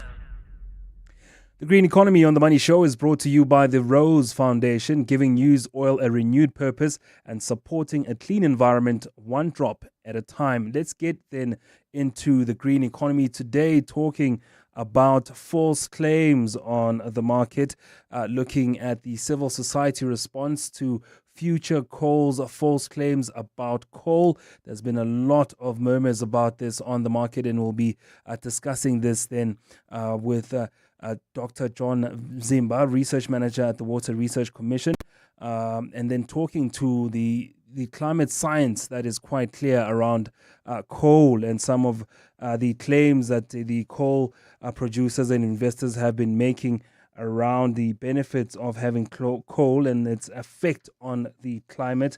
Tracy Davies, Executive Director of Just Share will be talking to us in about a moment to talk about the climate experts' pushback on fossil fuel spin. Tracy, welcome to The Money Show. Hi, Mateo. What are these false claims that are being made by the Future Coal? Because there are a lot of documents, there are a lot of signed agreements, even internationally, in terms of governments, of making sure that we let go of fossil fuels. They certainly are, but what we are, what we're witnessing now really is a massive fight back by the fossil fuel industry against all of those agreements and against the global agreement in 2015 to reduce carbon emissions so that we can, limit the impacts of climate change. But Future Coal is a global coal lobbying organization, and it's both its website and its recent correspondence to global financial leaders says that coal can be sustainable, that 99% of emissions from coal activities can be reduced, and that coal can be green and contribute to a sustainable energy system. And unfortunately, there is very little evidence, if any at all, to back up any of those claims. In fact, quite the contrary, there's a huge amount of evidence to demonstrate that those claims are not, in fact, accurate. And the reason that civil society felt that it was necessary to push back against these statements is because there is too much misinformation in the world that just goes unchallenged. Quite frankly, it's exhausting to challenge every false claim made about fossil fuels just in this country, never mind around the world. But we thought that this was a very sophisticated attempt to make coal look more appealing than it really is, and we thought that it was necessary to put some facts on the table in response. Have you had any response from the open letter author, Mike Deck, the Future Coal chairman, around some of the claims made, and has there been any response from them about that?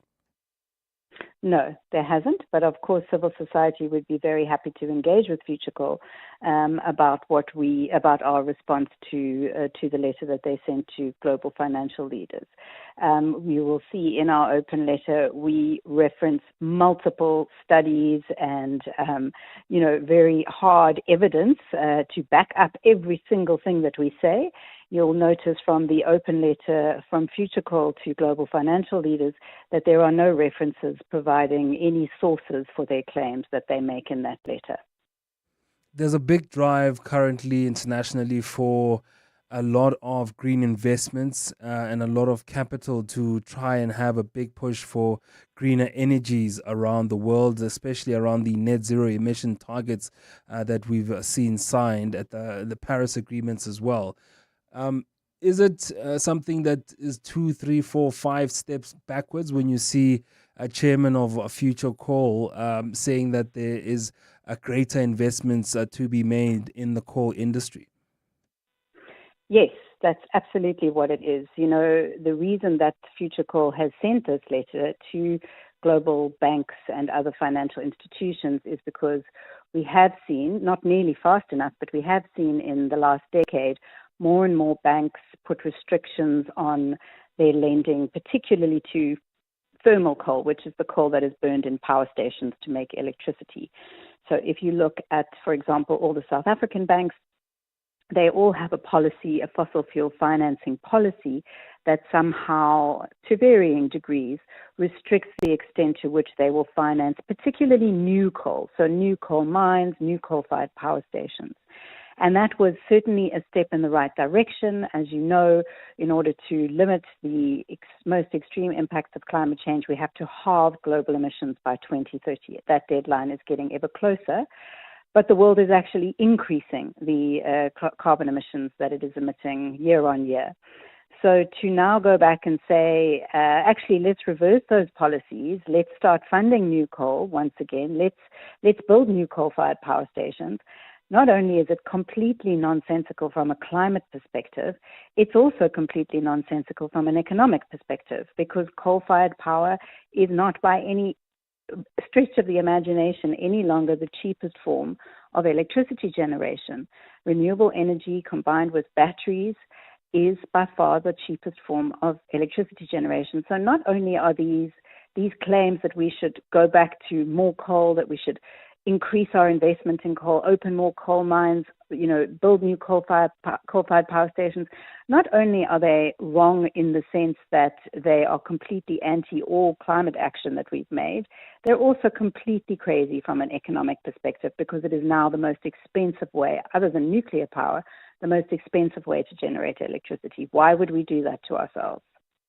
All right, that was Tracy Davies, Executive Director of Just Share, talking about the sustainable coal claims that have been made that by Future Coal. And they're saying really this is not the step in the right direction in trying to get green funding for more greener energy in the country. Now, every drop of used oil matters. That's why the Rose Foundation is committed to the responsible collection and recycling of used oil, keeping harmful waste out of our ecosystems and away from our communities. By supporting their efforts, you're helping protect South Africa's natural resources for future generations. Be part of the solution and help build a cleaner, greener South Africa. Visit rosefoundation.org.za. Greener tomorrow with yesterday's oil. Beyond every boardroom is a story waiting to be written. A story of a business and its potential, of a community that thrives, a hospital that serves, and energy that powers millions of dreams. It's a story that only gets better with a partner that has the expertise and solutions to make it a reality. At ABSA CIB, we are invested in your story, and we invite you to write it with us, because your story matters. ABSA, an authorized FSP and registered credit provider. Betway's exclusive new games are taking the world by storm. Featuring massive Megaways jackpots. Take your shot on Cash and Riches, Wolf Blaze, Gallo Gold Brunos, and many more incredible experiences for you to choose from. You're guaranteed to find a new ultra fun favorite. Get way more only at Betway. Betway's licensed by the Mpumalanga Economic Regulator. No persons under the age of 18 are permitted to gamble. NRGP counseling line 0800 006 008. All events are fixed odds betting games. Spring into gardening at Chamberlain from 4 August to 12 October. Best Buy ceiling trays at R29.90 and Cultura compost at R24.90. Available at any of our 9 branches throughout Gauteng. Expert advice and friendly service guaranteed. You also stand a chance to win your share of R90,000 in gift vouchers every Saturday until 12 October. Chamberlain, famous for hardware and gardening since 1903. The Money Show, Africa Business Focus. And tonight with Dr. Rutendo Hidwingwi, the founding director at Tribe Africa Advisory and author of Rumble in the Jungle Reloaded. It's been a long time, Rutendo. Welcome again to The Money Show. Hi, Mote. How are you, man? Always good to hear. And yeah, it's been a long time indeed. Finally glad to catch up with you again. Always glad to chat to you. Let's talk about business in Africa and these things, these movements that we're seeing, the positive news. Bold moves then out of Ethiopia. Sustainable mobility there has become Ethiopia becoming the first country in the world to ban the import of gasoline and diesel vehicles. They're definitely looking for an electric vehicle revolution. Yeah, Mateo, it's actually a nice segue from your previous guest with regards to what's happening on the energy landscape. Ethiopia, as we know, like you rightly said, probably about a few months ago, I think 6 to 12 months ago, they made a ban with regards to the importing of fuel-based cars. They've taken a step further and they've really invested in terms of electrical EV solutions from a motor vehicle perspective. If you recall, Ethiopia has about 1.5 million cars, and at the moment, 115,000 of them are EVs. So they're really investing in that. They spend about $4.5 billion Mateo, every year with regards to importing fuel for their industries and for their private users from a consumer base. So this is quite a bold initiative, but they're investing on it at an individual level. Motel, they're probably saving, when I say I'm talking about individual consumers, on average, 85% with regards in using EVs as opposed to fuel. So there's a direct positive economic impact with regards to this investment in EVs. Who supply the EVs? It's the Chinese BYD, a big player that is operating in that space in Ethiopia. So there's a lot of positive things. And over and all above this, Moteo, bear in mind that they've just launched the dam, the Renaissance Dam, which is probably the biggest dam in Africa. And what is its main output? HEP, hydroelectric power. So they're moving in the right direction. They're making a lot of investments. They've probably got about 1,000 or so point stations for electrical power points for EVs, but definitely a step in the right direction. Their calendar might be a little bit behind in 2018, but in terms of being around the curve for technology, a big drive there for them in terms of electric Yes, indeed cars. it is. Then looking at, Nigeria and Ghana usually don't agree on who makes the best jollof, but it seems a sugar deal is on the cards, eh? You're familiar with that war, and it's an ongoing war, and the jury's still out in terms of who's actually the winner. But, Mateo, I always say, and I'm always excited about stories about this, because one of the things where Africa is obviously trying to industrialize, moving away from commodities-based economies and growing up the value chain. So why this is an interesting and exciting story, Dangote, again, a true Pan-African, he's invested $162 million in terms of building a refinery sugar plant in Ghana. Ghana, as you know, Moteo, is a small economy, $82 billion GDP. Year-on-year growth is all right. It's great now. It's about 6%. But the GDP per capita is $2,400. They've gone through a lot of political and economic wars, but moving in the right direction. But this specific plant is specifically focused with regards to producing sugar. They're actually a net importer of sugar globally as a country, from a global perspective. Where they've built this refinery center, it's on a 25,000 hectare irrigated plantation. The work is already started.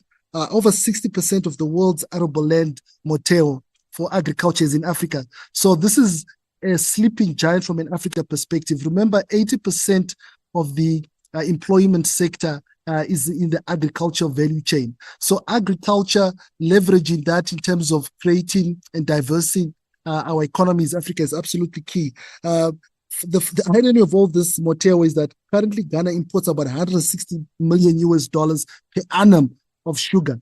So it's just a pure coincidence that the Dangote investment with regards to sugar in the agricultural space is $160 million in that space. But I think at the end of the day, Ghana, obviously from an agri perspective, cocoa was one of the big drivers. Commodities such as gold was another big driver. So if they're able to team up with Dangote from Nigeria and diversify a bit more and manufacture sugar and obviously export not just globally, but even from a Pan-African perspective, that'll be the right thing to do. So quite excited about this story and where it's leading to. And we need more stories like this in terms of Africa investing and solving its own problems and leading to industrialization. Very important for the Africa Free Trade Area. The flight between Lagos and Accra, 1 hour, 26 minutes. Hopefully the prices will go down and more business can exchange hands between the two economies. Namibia, though, boosting sulfuric acid production as critical mineral output rises. They're our neighbor.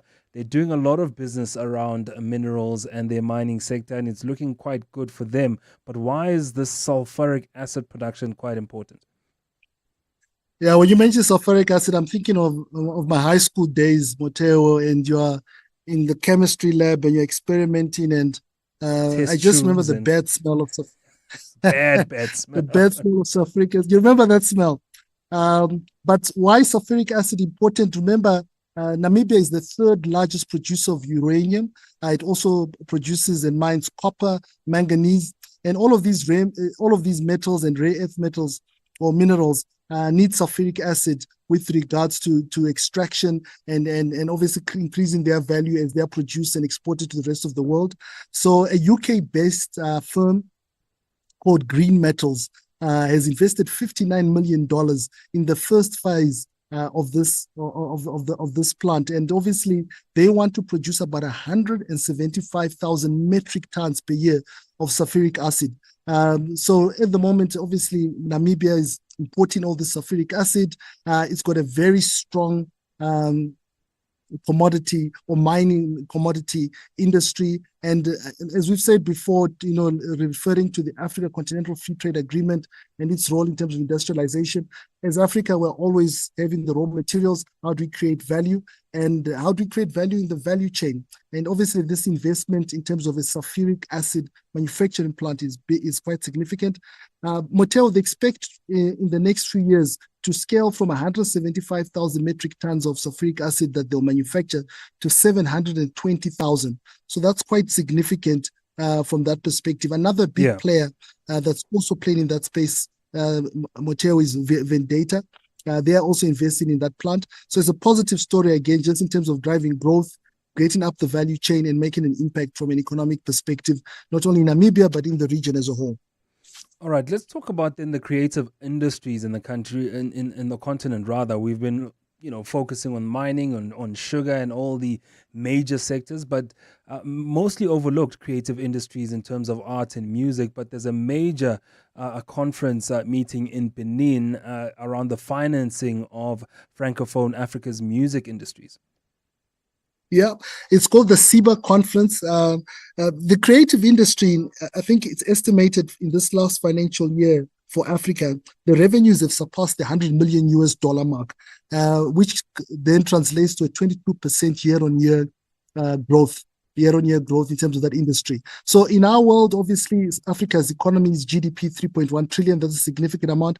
It's still small or minute in the global context, but the specific conference is focused on Francophone African music industries fair. I think it's the 6th or 7th year running. They're having it in Cotonou, Benin. And the theme for this year is from potential proof to showcasing and financing Africans' music. So the focus is how do we scale and build up the talent we've got in Africa, not just in terms of the technical aspect, but also just with regards to the commercial aspect. Because the challenge we have in Africa is we've got great skilled talent, but how do you commercialize it to become $100 billion investment compared to the US, compared to which is Hollywood, Bollywood in India, and Nollywood is trying to make some inroads from a Nigeria perspective. So that's the purpose of this event. I think the key thing is that African Bank is also a big player in the creative space through the Canex vehicle, and a big funder on the continent as well. By 100%. And maybe one day you and I can do a James Bond movie, Motheo, and we can go out to West Africa. Of course. I'll be the bad villain, and you can be the good guy, Motheo. I'll be Bond. But it's an interesting story and going in the right direction. Yeah, especially since we've seen the success of Afro beats from Nigeria and more recently Amapiano from South Africa, funding music and other aspects of the creative industry. Another opportunity on the continent. That was Dr. Rutendo Hudwingwi, founding director at Tribe Africa Advisory and the author of Rumble in the Jungle Reloaded. The Aubrey Masango Show on 702. Streaming on the Prime Media Plus app. Let's walk the talk. There are very, very interesting conversations ahead here on the 702, the great show coming through from Aubrey Masango. He's got a very, very healthy menu, as he usually does, from lifestyle to mental health and even business at times, talking to you about life in South Africa. Aubrey, welcome again to The Money Show. Motheo, what's on your menu? Thank you so much, brother. I appreciate it.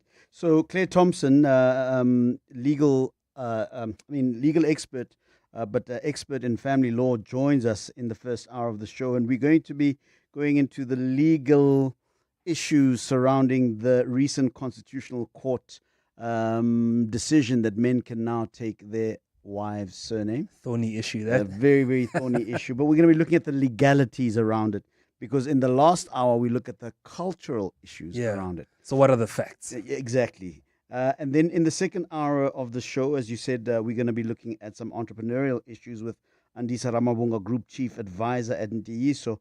And he is going to be talking about understanding strategic management in organizations. And as I said, the third hour is with Mokhaile Mokhashwa, founder of Darkipedia.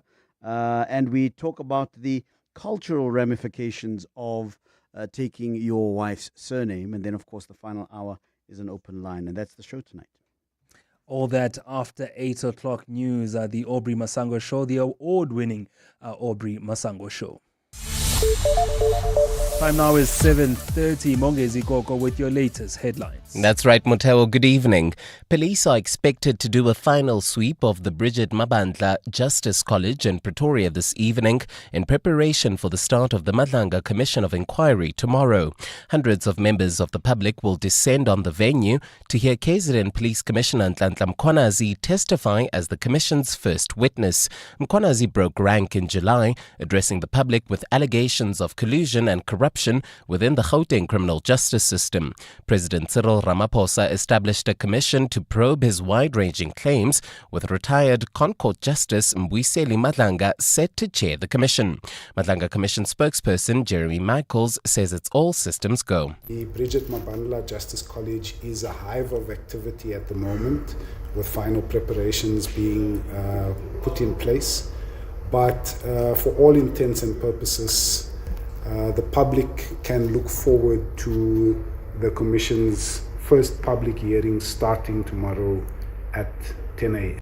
A woman accused of operating a global sexual exploitation network with a boyfriend is determined to be released on bail. Megan Moodley is challenging the court's decision to deny her bail application. Moodley and her partner Darren Wilkin were back at the Randburg Magistrates Court today for the continuation of their case. Now, the couple faces multiple charges, including the production and distribution of child sexual abuse material, money laundering, among others. Ntokozo Khumalo was there. Earlier this year, the Randburg Magistrate Court had denied the bail application filed by both accused. And during proceedings today, it was revealed that the second accused, Moodley, is challenging that decision. Prosecutor Izal LaRue stated that with investigations completed, some processes need to be put on hold until the bail issues are complete. However, it would be nonsensical for us to proceed to serve the accused and transfer them prior to bail issues being dealt with. For that reason, Your Worship, I have arranged a date with the defence for the 22nd of October back to this court for purposes of finalisation of the bail-related issues. The matter has been postponed to the 22nd of October. Ntokozo Khumalo, Eyewitness News, Randburg. In the Western Cape, the Education Department says its Safe School program staff have become part of a community-based strategy to curb violence at schools in Mitchell's Plain. A joint subcommittee consisting of departmental officials and the SAPS is this evening briefing the Western Cape Standing Committee on Education about its programs to curb violence at schools in the province. The briefing follows a spate of violence at schools, with the most recent incident involving an 18-year-old learner who was arrested for stabbing 4 of his classmates at a high school in Mitchell's Plain. Carlo Peterson has that story. Western Cape Education Department Deputy Director General Alan Meyer says he will meet with various community organizations in Mitchell's Plain tonight to discuss violence at schools in the area. Meyer says the Mitchell's Plain Community Policing Forum and neighbourhood watchers have come together to develop a strategy following ongoing shootings and crime in the area. Our district office, for example, their staff, their Safe School staff are part of the program. So we have all our principals there to ensure that, if shooting happens, that learners are safe within the school property premises. Meyer has urged parents not to fetch their children from school when shootings or gang violence happen, saying learners are safer at school. Carlo Peterson, Eyewitness News. And in the UK, the first people charged with supporting Palestine Action after the UK banned it as a terror group have appeared in court. Now, the 3 accused, including 2 in their 70s, were arrested following a protest in Parliament Square in July. They are accused of displaying an article in public spaces and arousing reasonable suspicion that they are a supporter of a proscribed organisation. The charges come under the Terrorism Act of 2000. They have been released on unconditional bail and will be back in court next year. A fine Wednesday in store for Gauteng tomorrow. Temperatures will drop to overnight lows of between 8 and 10 degrees, peaking at highs of between 25 and 29. Cape Town will be cloudy, starting at a low of 9 degrees, peaking at a high of 14, with a light northwesterly breeze. The top story in EWN. Police are expected to do a final sweep of the Bridget Mabandla Justice College in Pretoria this evening in preparation for the start of the Madlanga Commission of Inquiry tomorrow. This is Jade. She'll spend hours comparing almond milk and once made a spreadsheet just for sneakers. But when she found Santam, ASA's leading short-term insurer that offers a range of cover options from vehicle to building and home contents, Even she didn't overthink it. The kind of freedom Santam gives you takes some getting used to. Speak to your broker. Santam, this is freedom.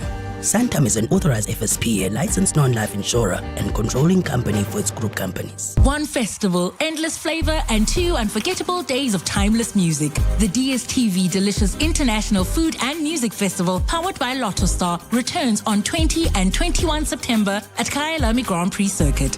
On Saturday, the stage erupts with Don Toliver, Questa, and Nkabi Zezwe. Then on Sunday, experience the legendary Lauryn Hill, Wyclef Jean, Lyra, and more. The DSTV Delicious Festival, powered by Lotto Star. Tickets at Ticketmaster.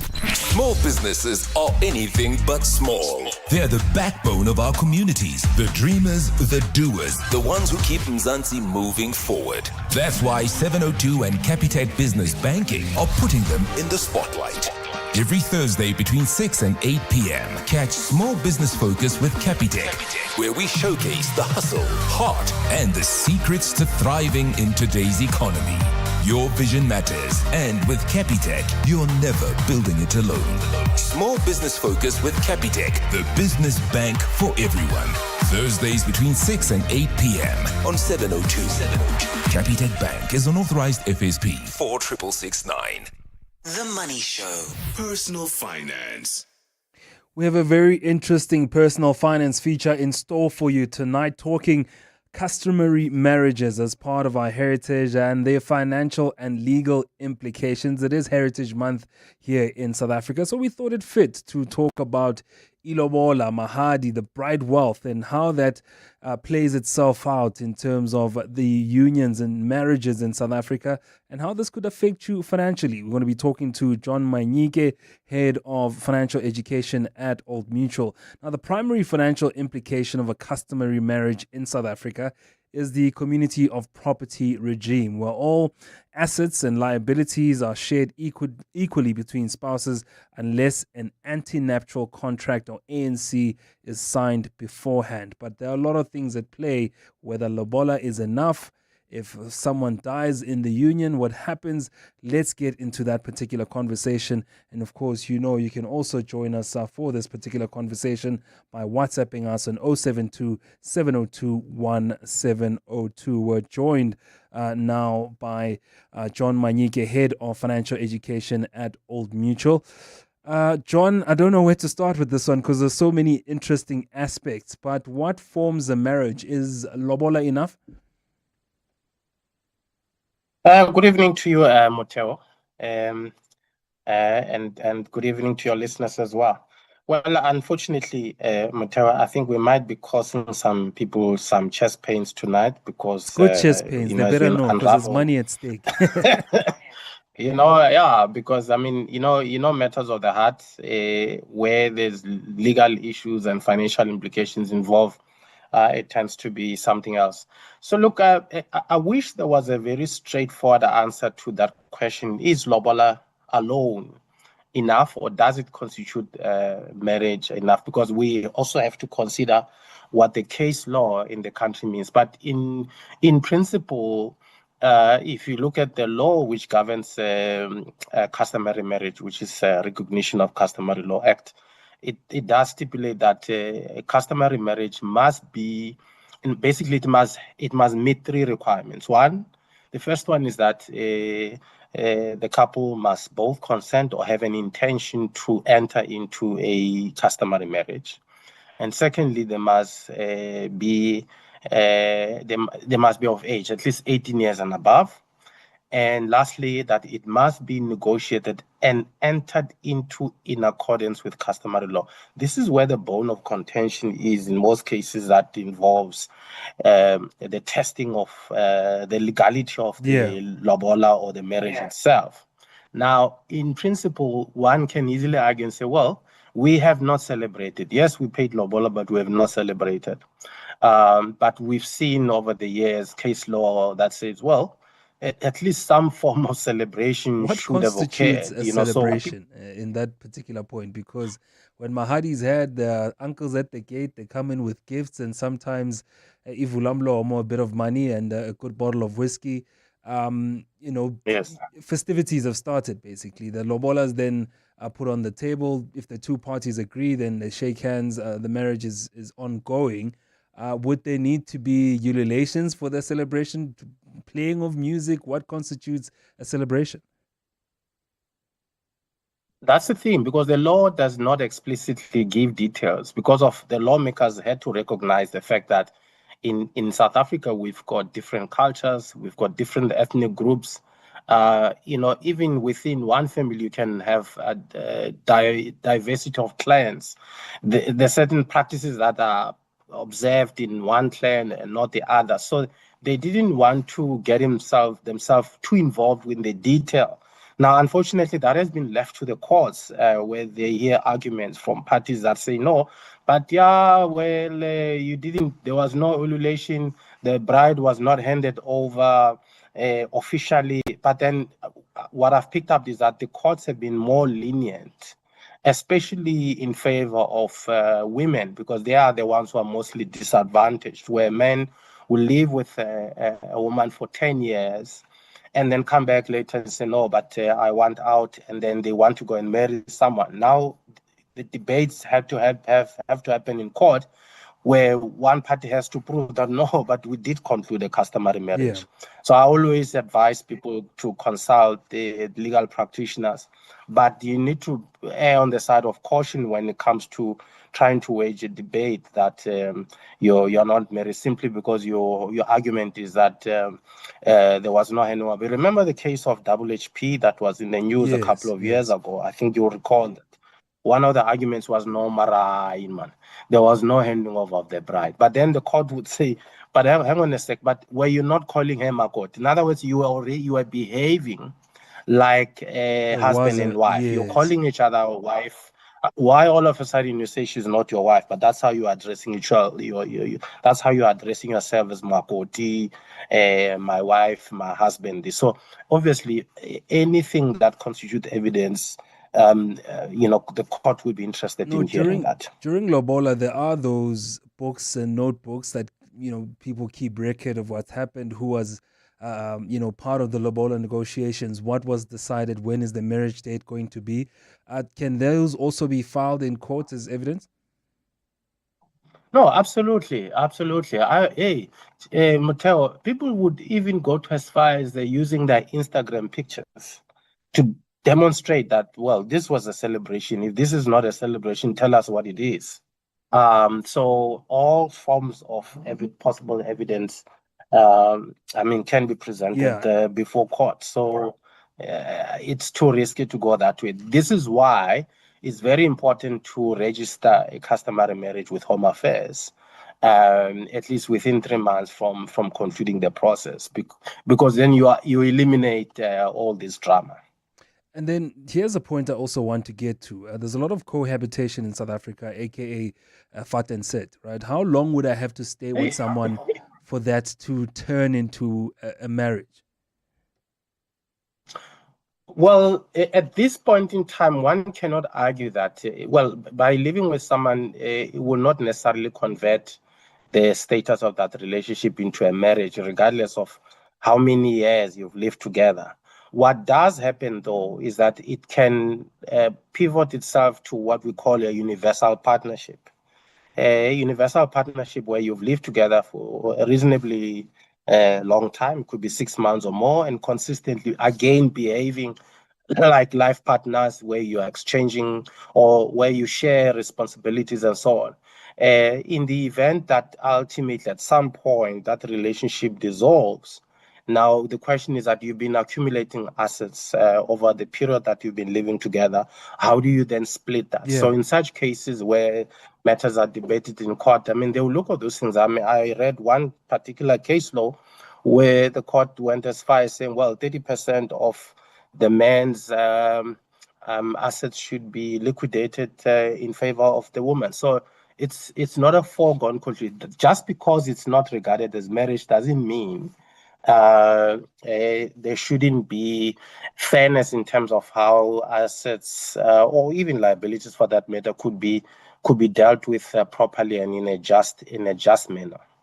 Let's get then into, the marriage process. For instance, when I was getting married, I chatted to a lawyer friend of mine, and he was like, look, chap, before you go the lobola route, make sure you have the contract in place, whichever one you want to have for your union.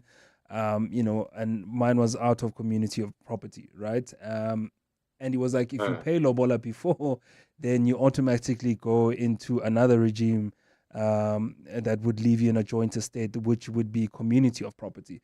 Can you just clarify the process there? What comes first? Ideally, if you want to use the matrimonial property system of out of community of property, ideally you would want to conclude that process where you sign an antenuptial contract before the lobola negotiations. Even though one can argue and say that at a technical level, if you have not celebrated, but it's a long shot and a very risky one. Some lawyers would say, well, if you are in the process, because sometimes you find the couple is pressed for time because they want to conclude this, they don't want to be living together without being married, and because they want to observe other could be religious beliefs and things like that, and they want to respect their parents, they want to do that. In some instances, the lawyers will but say, okay, at least let's sign a letter that states that you have no intention of concluding a customary marriage.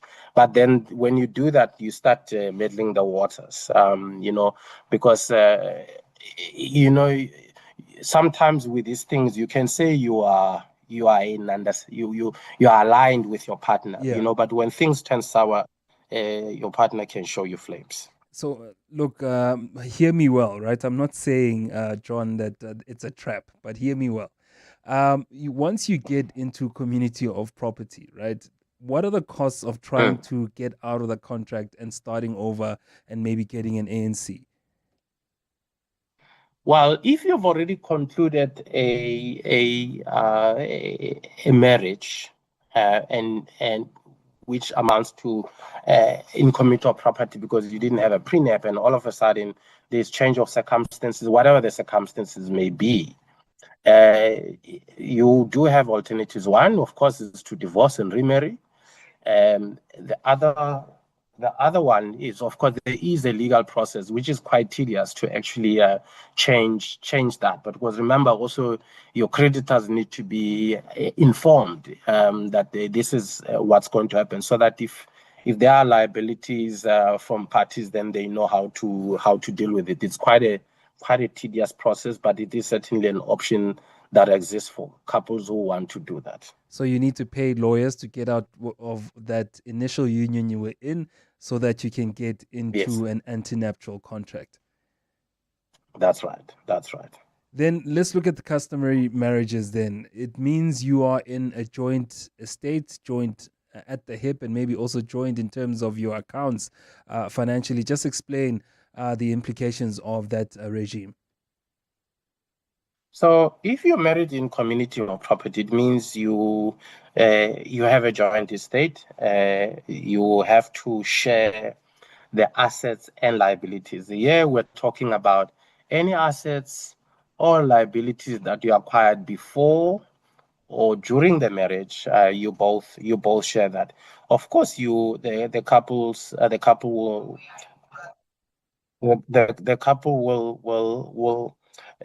will share the responsibility in terms of liabilities even during the marriage, where it doesn't matter who initiated the debts, because sometimes you find that somebody going to apply for a loan and whatever they state in their forms, because some of these in the case of customary marriages that are not registered with Home Affairs, there's no way that a bank or a financial institution will be aware that you are married, because there's no record of it. But that notwithstanding, if your partner goes and incur loans of 300,000 or so forth and so on, you are equally liable for that because your partner would have signed. Same with businesses. I mean, you're in business, maybe your partner started the business, you've acquired the business, or you acquired the business during the marriage. It's considered to be a joint venture. Both spouses have an equal share in the business and will be entitled to an equal share of the profits or losses of that Or business. losses, which is the major point there. Yes. And I'm glad you're highlighting that, because sometimes people get excited and say, yeah, I'm going to divorce, and then all of a sudden you realize your partner has ramped up this insurmountable debt that if you want to divorce, then you realize that you're going to be owing millions. I mean, especially if they were in business. All right, we're in conversation with John Manyike here, talking about the financial and legal implication of customary marriages in South Africa. John Manyike, the head of financial education at Old Mutual. We continue with this conversation after this. Feeling some lag in Sector 3? Copy. Optimizing working capital. Ready. You're approaching a tight corner. Cash flow pressure ahead. Low on liquidity. Supply pressure is building. Set. Deploying cash injection in 3, 2, 1. Flow. Nice move. Better supply chain control. Lab time advantage. Faster cash cycles, leaner inventory, and optimized working capital. Ready, set, cash flow. Corporate banking from RMB. RMB, a division of First Rand Bank Limited, an authorized FSP and credit provider. Corporates That Care promotes and encourages corporate leaders and all citizens to walk the talk for a better South Africa. Catch Corporates That Care this Wednesday at 10 to 9 featuring Tracker. Their CEO, Dylan Fernando, will be in conversation with Bongani Bingwa, joining us every Wednesday as we highlight the efforts of companies and brands dedicated to building our country. Corporates That Care is a Prime Media Cares initiative with 702 and Prime Media Outdoor. 702, let's walk the talk and make a difference together. What do partners of the Gates Foundation do when facing the world's toughest challenges? They keep going. From discovering a plastic drape that helps detect excessive postpartum bleeding faster, to developing better bed nets to kill malaria-carrying mosquitoes, to researching an RSV vaccine that could save hundreds of thousands of children. For every problem, there are people who prove that progress is possible. The Gates Foundation, partners of human potential. Learn more at gatesfoundation.org/keep going.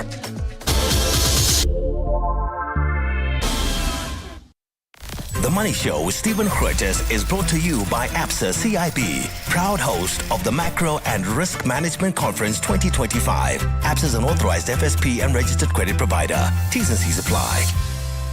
The Money Show. Personal finance.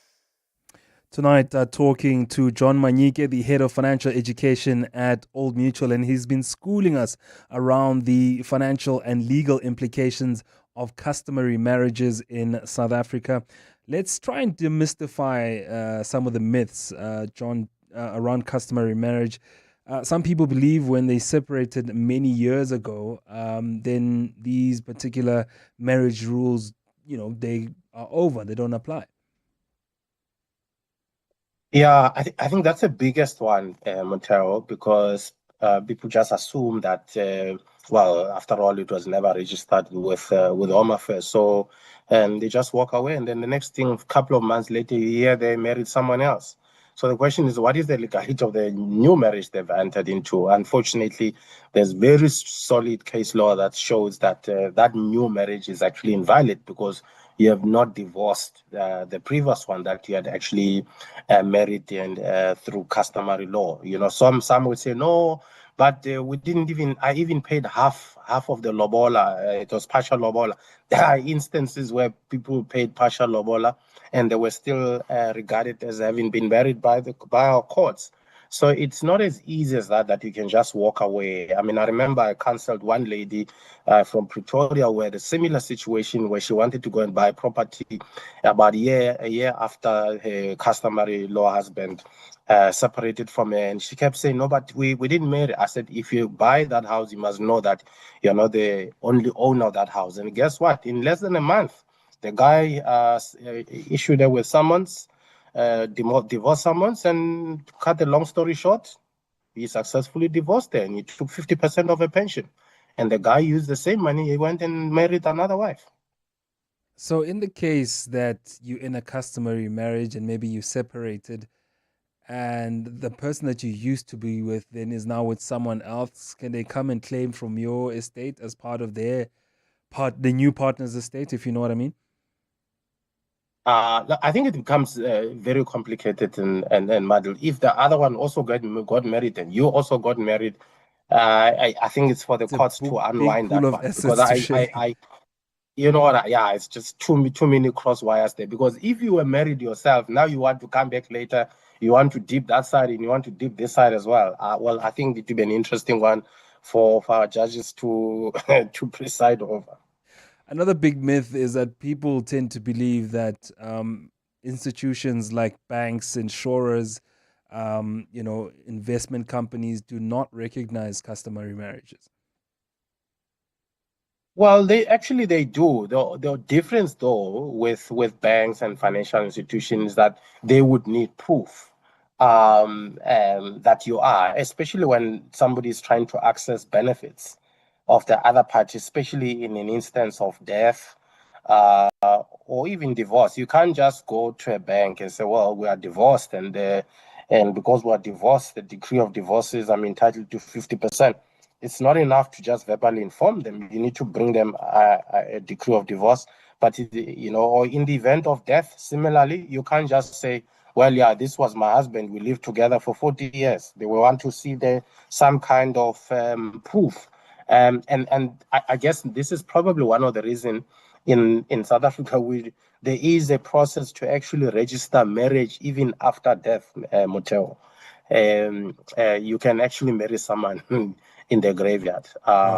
It's a process. I mean, I guess it becomes handy for people who never followed the process to its logical conclusion. And now, when you have to wind up the estate, you cannot prove anything, and you end up having to go that route. I'm remembering a story here of Moroccan and Paris Saint-Germain footballer Achraf Hakimi, who reportedly registered his assets to his mother before his 2023 divorce from actress Hiba Abouk, now which resulted in the discovery that he legally owned no wealth at all when his wife sought to get a share of his fortune. Basically, the move became widely discussed as a strategy to protect your assets during divorce claims. And something like this allowed, especially when you're in a customary marriage where you name someone else as a beneficiary instead of the partner that you're with. You see, I think one thing that people need to remember, Mtawa, is in cases like that, ultimately, it's you, the one who's complaining, is the one that needs to make a case. If you allege something that this person did this during the marriage, and they acquired these assets. I mean, I've heard of cases where a person moved money into a trust during the marriage so that they are in a position where they say they don't own anything. But if that person is able to prove that these trust was created during the marriage and money was moved there and without their consent, there are cases where courts ruled in favor of the complainant. So it's not a foregone conclusion that you can easily do that. But we must also respect the fact that, what is law in one country may not be a law. It's the same law in another country. It may be influenced by other things, So there are other countries where they've got very strong religious belief and that informs their constitution or even their law. So, but in a South African context, if you are able to make your case that this person did this intentionally, so in the same way that a person can just go and finish their pension alone, now they want your pension when you divorce. I mean, there are cases. I mean, lawyers are quite skillful with these things. I mean, if you find a good lawyer, they can be able to make a case for you. All right, that was John Manyike, head of financial education at Old Mutual. Scaring you probably if you are not married yet, but also giving you the right advice to get your affairs in order, reminding you that customary marriages do matter, whether registered with the Home Affairs or not. The customary marriages has full legal and financial consequences, just like any other civil marriage in South Africa. Thank you so much for that enlightening conversation. The Money Show with Stephen Grootes is brought to you by ABSA CIB, proud host of the Macro and Risk Management Conference 2025. ABSA is an authorized FSP and registered credit provider. T's and C's apply. Very exciting show that we had today on The Money Show. We're going to have Shapeshifters. Tomorrow we'll have, of course, the Consumer Ninja talking about your financial rights. Next on The Money Show, Aubrey Tau, the businessman, behind Tau Foods and the force behind Moja Love, joins us as the shapeshifter on The Money Show. He'll talk to us about his business endeavors, the addiction as well of shaking tables and the status quo. Then Graham Codrington, a futurist and partner at Tomorrow Today, will be talking to us about business unusual, while the consumer ninja will be telling you about your financial rights as a consumer here in South Africa. Let's talk money tomorrow. This is EWN. Good evening, I'm Mungi Zikoko. KZN Police Commissioner Ntantla Mkhwanazi has filed a defamation suit against forensic investigator Paul O'Sullivan, demanding 5 million rand in damages. The summons, filed at the Joburg High Court last week, details 3 instances where O'Sullivan allegedly publicly defamed Mkhwanazi. In response, O'Sullivan issued a statement claiming he would not publicly answer questions on the matter. Oren Singh reports. In his High Court summons, KZN top service provider, and that he's a criminal with links to organized crime. O'Sullivan's statements were also directed at Crime Intelligence Head Dumisani Khumalo and Police National Commissioner Fani Masimola. Mkhwanazi is suing O'Sullivan for 5 million rand for defamation, claiming he requested O'Sullivan to publicly retract his allegations and apologize, which he failed to do. In a response issued today, O'Sullivan claims to have evidence to back up his allegations, adding that he intends to share it with the Madlanga Commission of Inquiry. Oren Singh, Eyewitness News. Joburg Mayor Dada Morero is expected to explain to Parliament on Friday his plan for dealing with the city's water woes.